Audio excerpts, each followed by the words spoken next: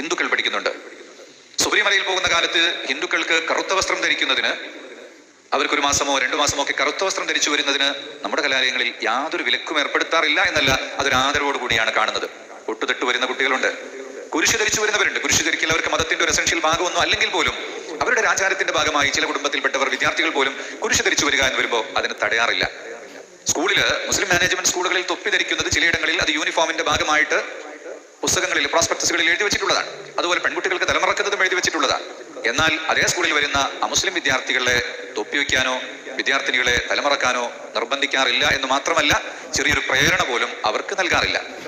പ്രിയപ്പെട്ടവരെ, ബഹുമാനപ്പെട്ട ഹക്കീം അസ്ഹരി ഉസ്താദ് എന്ത് വ്യക്തതയുള്ള ഒരു ആശയമാണ് ഇവിടെ നമുക്ക് മുമ്പിൽ പ്രതിപാദിച്ചു തന്നത്. അവരുടെ സ്കൂളിൽ ഹിന്ദു മതത്തിൽപ്പെട്ട കുട്ടികൾ വരുന്നുണ്ട്, അതുപോലെ ക്രിസ്തീയ മതത്തിൽപ്പെട്ട കുട്ടികൾ വരുന്നുണ്ട്. അവർക്ക് അവരുടേതായ ആചാരത്തിൽപ്പെട്ട കുരിശു ധരിക്കുക, അതുപോലെ കറുത്ത തുണി ധരിക്കുക, ഇതെല്ലാം ധരിച്ച് അങ്ങനത്തെ വസ്ത്രധാരണയിലാണ് വരുന്നത്.